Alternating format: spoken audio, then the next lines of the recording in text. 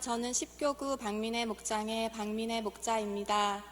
혼자서는 할 줄 아는 게 없는 한없이 부족하고 죄인 중에 괴수인 저를 이 자리에 서게 하신 하나님 아버지께 감사드립니다. 지금부터 저 개인의 성장 과정과 오병일 교회에서의 신앙생활 그리고 전도 사례와 비전을 말씀드리겠습니다. 먼저 성장 과정과 가정을 갖기까지의 이야기입니다. 저는 불신앙 가정에서 자랐습니다. 일하는 부모님 밑에서 늘 외로움은 채워지지 않았고 힘든 일이 생길 때마다 대화로 풀기보다는 마음속에 쌓아두었습니다. 교회는 가지 않았지만 힘들 때면 하나님, 부처님 모두 찾고 도와달라고 울었던 기억이 있습니다. 그렇게 학창시절부터 마음을 터놓는 친구 하나 없이 다른 사람들이 보기에 존재감 없는 그저 그런 사람이었습니다. 이렇게 세상적인 재미도 찾지 못하고 있을 때 지인으로부터 남편을 소개받았습니다. 그런 남편은 어렸을 때부터 하나님이 살아계심을 알고 있었지만 교회는 멀리하고 있었습니다. 그런데 어느 날 남편은 지나가는 말로 아이가 태어나면 함께 교회 다니면 좋겠다고 하였습니다. 남편과의 연애 시절 별다른 기억은 없었지만 그 말만큼은 머릿속에 맴돌았던 걸 보면 하나님의 계획하심이었나 생각이 듭니다. 2012년도 결혼 생활은 시작부터 즐겁지 않았습니다. 하안동의 13평의 전세로 시작한 신혼집은 도배를 했지만 신혼 분위기는 전혀 나지 않았으며 오래된 화장실이며 싱크대는 얼마나 오래됐는지 주저앉기까지 하였습니다.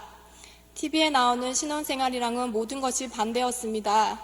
다시 돌이킬 수 있다면 결혼의 고통보다 혼자 사는 외로움을 선택했을 것입니다. 그 집을 하루빨리 벗어나고 싶다는 생각만 가득했습니다. 임신 때는 고관절에 물이 차서 절뚝거리며 걸어 다녔습니다. 계단도 오르지 못하니 몸이 힘들고 입으로 내뱉는 불평은 점점 늘어나 무표정한 얼굴과 말로 남편을 짓눌렀습니다.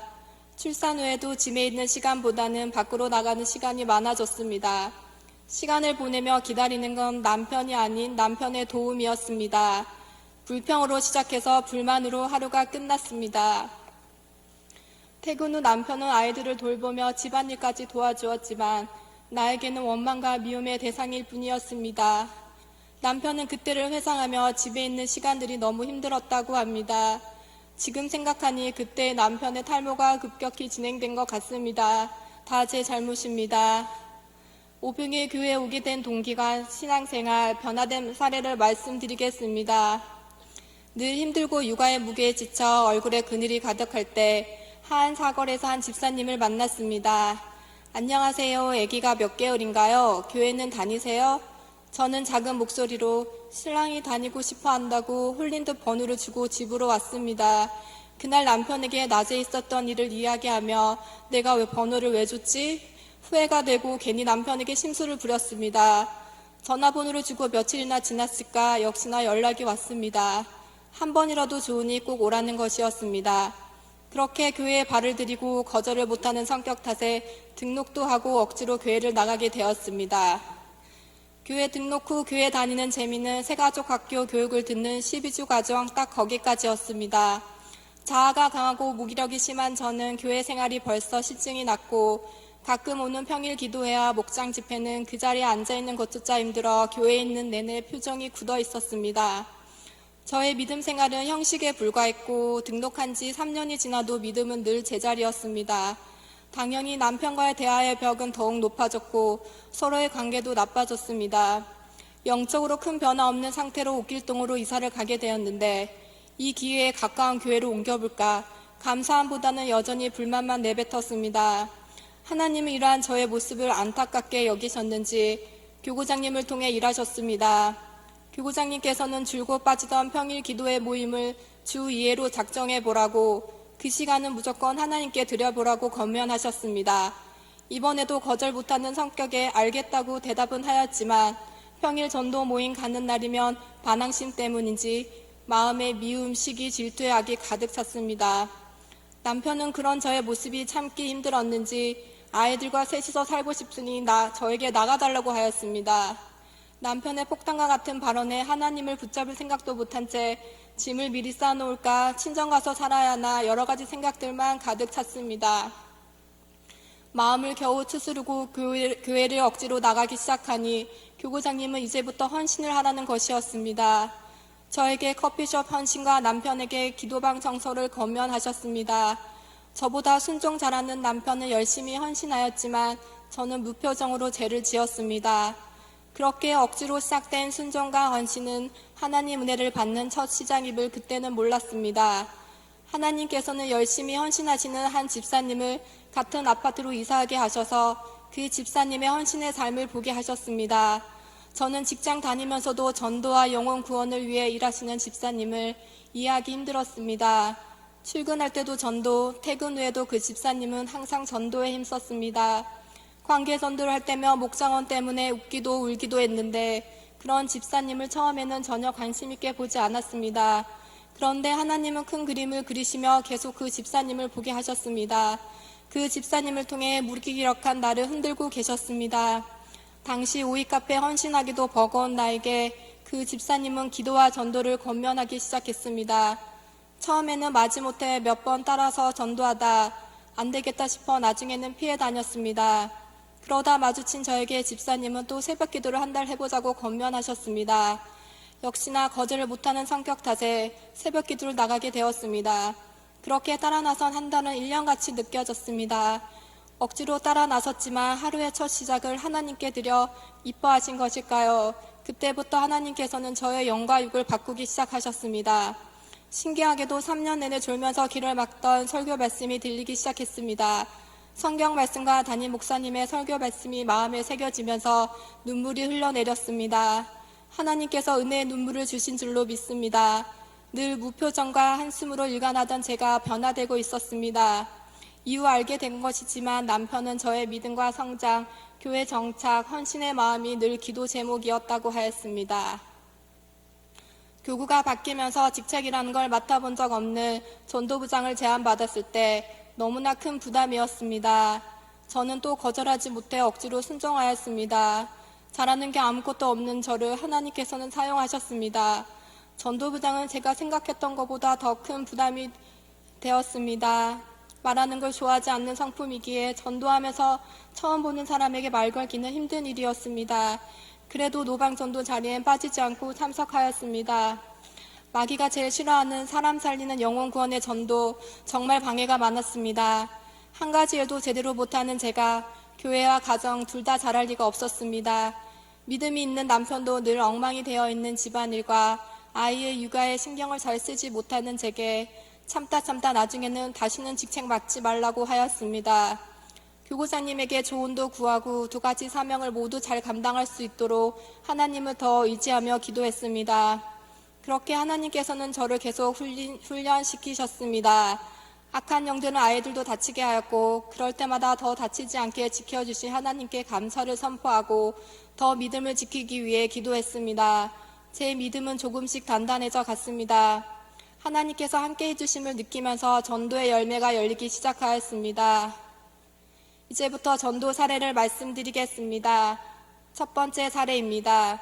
평소처럼 노방 전도를 끝내고 집으로 돌아가는 길에 동네 온라인 카페에서 안 쓰는 물건을 기부하는 치약 드림 글을 보고 찾아갔습니다. 마침 치약을 기부하는 분이 저희 집 근처에 살고 있어서 처음에는 치약만 받을 생각으로 방문했지만 막상 만나니 전도지를 주고 싶었습니다. 성령님께서 주시는 감동에 따라 용기를 내어 차에 있던 전도지와 간식을 건넸고 그분을 태신자로 삼게 되었습니다. 그 후 언니 동생으로 계속 연락을 하면서 목사님께서 이야기를 많이 들어주라는 말씀이 생각나 교회 이야기는 잠시 내려놓고 태신자의 남편, 자녀, 시어머님, 물질 등 힘든 얘기를 많이 들어주었습니다. 예수님 전도법에 따라 만남은 섬기고 집에 오면 태신자 카드를 놓고 기도하였습니다. 교구원들에게 중보 기도를 요청하며 관계를 이어나갔습니다. 오이 카페에서 헌신을 하던 때라 자연스럽게 커피를 만들어주겠다며 태신자를 교회로 이끌었고 주섬대사를 실천하며 관계를 계속 이어나갔습니다. 교구 마맨키즈 쿠키 수업을 통해 태신자의 아이와 함께 교회로 인도하였습니다. 다행히 아이는 넓은 교회에서 뛰어노는 걸 즐거워했으며 태신자의 마음도 열기 시작하였습니다. 미안하게 해서라도 오게 만들라는 담임 목사님의 말씀대로 실천하여 태신자가 교회로 첫 발을 딛게 하였습니다. 태신자의 등록과 영혼 구원을 위해 금요 차례 때 오로지 기도에 집중하며 부르짖고 또 간구하였습니다. 그리고 주일날 믿지 않는 남편을 두고 교회에 나오는 걸 힘들어하던 태신자를 위해 부부가 모두 하나님을 믿게 해달라고 아내분 금식 기도도 하였습니다. 하나님의 은혜로 태신자는 교회에 와서 등록하고 5주 출사까지 하였습니다. 할렐루야. 간절히 기도하고 전도하니 하나님께서는 열매를 주셨고 기도 응답으로 함께해 주셨습니다. 성도님은 등록 후 함께 주일 예배도 드리고 수요 기도회와 평일 교구 기도회뿐 아니라 전도도 참여했습니다. 오병일 교회에서 처음 예수를 믿고 꼬박 6년 만에 맺은 첫 열매였습니다. 누군가를 전도하여 얻게 된 기쁨이 얼마나 컸는지 모릅니다. 그동안 영혼 구원을 위해 기도하고 복음을 전했던 과정들이 생각나서 하염없는 눈물이 흘러내렸습니다. 그리고 태신자와 함께 예배드린다는 사실에 하나님께 정말 감사했습니다. 잘하였도다 착하고 충성된 종아, 내가 적은 일에 충성하였음에 내가 많은 것을 내게 맡기리니 내 주인의 즐거움에 참여할지어다. 마태복음 25장 23절 말씀. 아멘. 제가 잘하는 것도 없고 부족한 게 너무나 많지만 하나님께서는 이때부터 목장원들을 채워주시기 시작했습니다. 두 번째 전도 사례입니다. 전도부장을 맡으며 하안동 전도처에서 노방 전도를 끝내고 다시 옥길동 동네에서 같은 유치원 다니는 엄마들과 관계를 맺었습니다. 첫째와야 성격이 잘 맞는 친구의 엄마는 모태신앙이었지만 교회를 오랫동안 다니지 않고 있었습니다. 그리고 자녀에게도 살아계신 하나님을 전하지는 않았습니다. 주말이면 항상 세상적인 재미에 빠져있는 엄마가 안타까웠습니다. 그래도 용기를 내어 복음을 전하고 아이를 위해 교회 학교도 소개하였지만 그저 웃기만 하였습니다. 하지만 포기하지 않고 집으로도 꾸준히 초대하고 관계를 계속 이어갔습니다. 아이들을 소재로 대하는 것이 좋을 것 같아 저희 첫째 아이가 교회 다니면서 변화된 간증을 해주었습니다. 그리고 아이를 위해서라도 같이 교회에 가보자고 적극적으로 권면하였습니다. 마침 교구 관계 맺기 전도 행사 때 초대를 했는데 몇 번 같이 나오게 되었습니다. 교구분들과 친숙해지기를 통해 나눔도 가지게 되었고 교회에 나오는 것이 자연스럽게 되었지만 등록하지는 않았습니다. 생각보다 쉽게 열매가 되지 않자 어느 날 교구장님은 교구와 전도부장 사명 감당과 전도 열매, 성령 충만을 위해 철야 기도를 권면하셨습니다. 하나님이 순종의 마음을 주셔서 시작하게 되었습니다. 철야 기도를 매일 하게 되니 내 속에 악한 것들이 나가기 시작하였습니다. 순종, 헌신을 통해 가족관계가 회복되면서 남편을 사랑하고 순종의 마음도 주셨습니다. 평소 새벽 기도를 힘들어하던 남편도 감사하게 철야 기도는 해보겠다고 하였고 새벽 예배는 자연스럽게 참석하게 되었습니다. 그렇게 우리 가족은 2주 넘게 철야 기도를 하며 집돌이인 남편도 성전에서 잠을 자며 새벽 예배 때는 먼저 눈 떠서 예배당에 들어가곤 하였습니다. 그렇게 철야 기도와 교구에서 태신자를 위한 중보 기도를 반복하였습니다. 기도를 쌓은 후 CTS 행사 기간에 친구 엄마에게 주일 예배를 또 다시 권면하였습니다. 하나님께서는 태신자의 마음을 열어주셔서 교회로 오게 해주시고 등록까지 하게 해주셨습니다. 할렐루야. 저는 전도의 열매가 맺어지기까지 4가지의 중요한 사실을 깨달았습니다.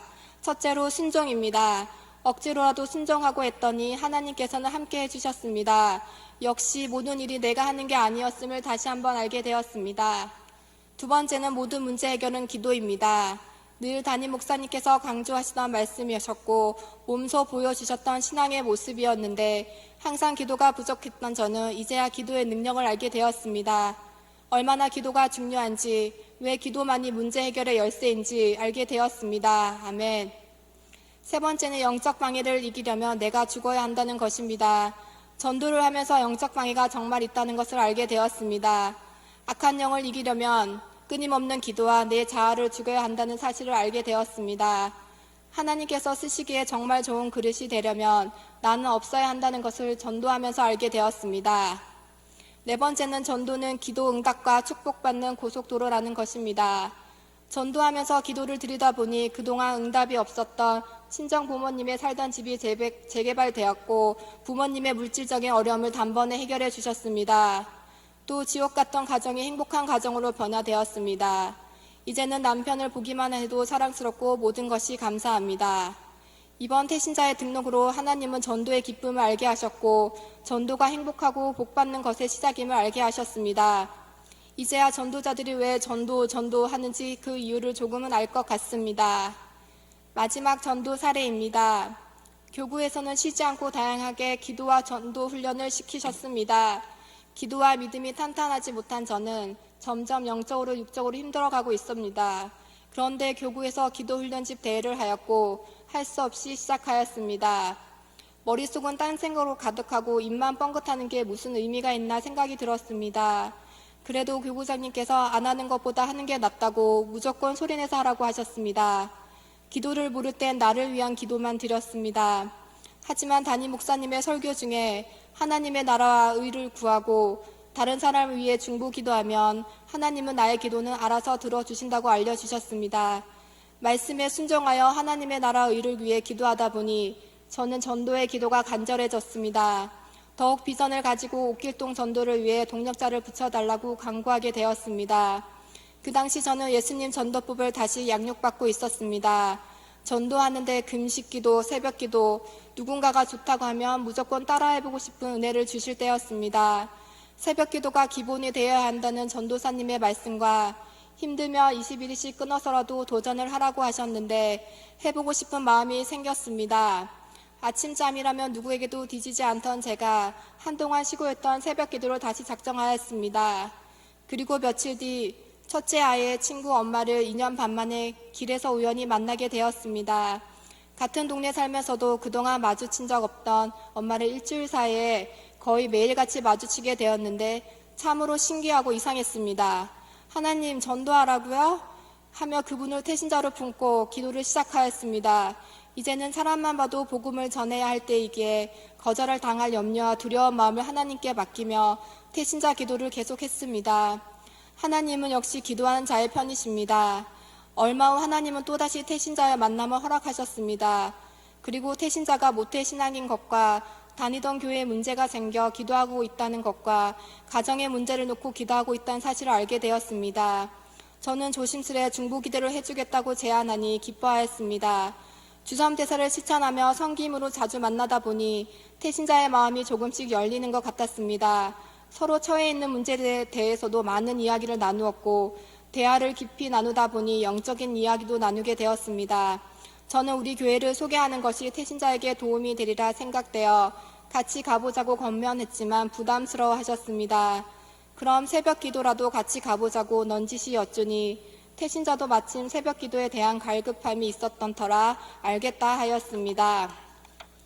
동력자 없이 문제 있을 때만 새벽 기도를 혼자 다녀보셨다는 태신자는 새벽 기도에 동력자가 생겨 든든하다며 이틀 동안 함께 나오셨습니다. 설교 말씀에 은혜 받았지만 여건상 나오지 못할 때는 말씀이 끊어지지 않게 새벽 설교 영상을 보내드렸습니다. 그분은 모태신앙이었지만 체계적인 교육을 받은 적이 없었고 오병이의 교회 십자가의 길, 양육 시스템을 듣고 마음에 들어 하셨습니다. 태신자는 이전보다 하나님과 더 깊은 관계를 맺고 싶어 했고 영적으로 갈급해 하셨습니다. 이 기회를 놓치고 싶지 않아 오이 카페로 초청하여 커피도 대접하고 교구장님과 교제도 갖게 하였습니다. 특히 교구장님께 대적기도에 관한 얘기를 들었을 때는 은혜를 많이 받았습니다. 그리고 얼마 지나지 않아 태신자 가족은 모두 주일에 오셔서 예배를 드렸습니다. 담임 목사님의 설교 말씀을 듣고 많은 은혜를 받았다고 합니다. 몇 주 후 태신자 가족은 모두 마음에 결단하고 등록하게 되었습니다. 할렐루야. 등록 후 자녀들도 교회 학교에 적응 잘하고 부부도 말씀에 은혜 받으며 모든 예배와 새가족 학교와 삶 시리즈 양육과 묵상 집회를 참여하며 교회에 잘 정착하셨습니다. 또한 성도님께서는 우리 교회 평일 전도 모임에도 종종 참석하시고 기도 생활에서도 통성 기도와 대적 기도도 잘 적응하고 오병이의 교회에서의 신앙생활을 기뻐하셨습니다. 그렇게 성도님께서는 저의 든든한 동력자가 되어가고 있습니다. 할렐루야.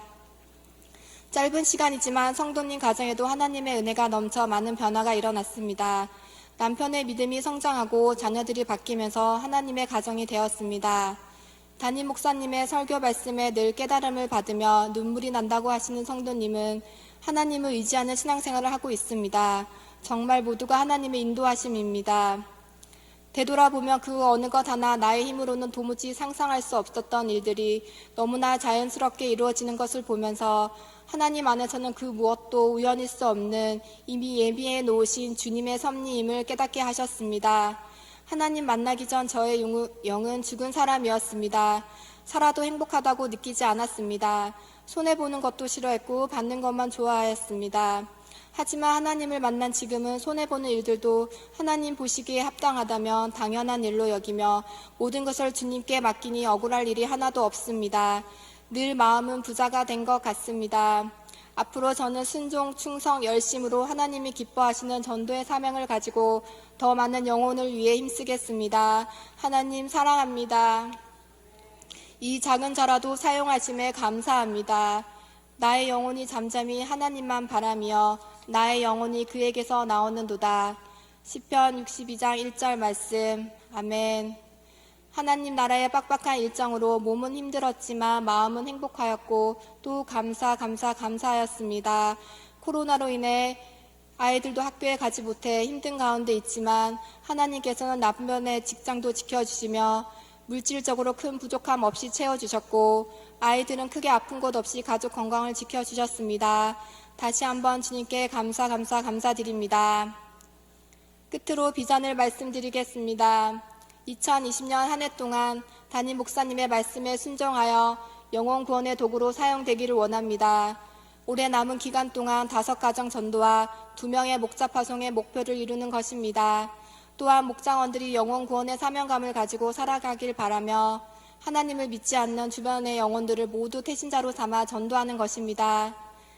지금까지 부족하고 죄인 중에 괴수인 저를 교회로 인도하여 주시고 억지로라도 변화시켜 이 자리에까지 서게 하신 하나님의 계획하심과 은혜인 줄 믿습니다.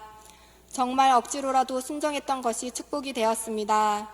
지금은 억지로 하는 마음이 사라지고 어떻게 하면 하나님의 뜻을 이루어 드릴까 고민하며 기도하고 있습니다.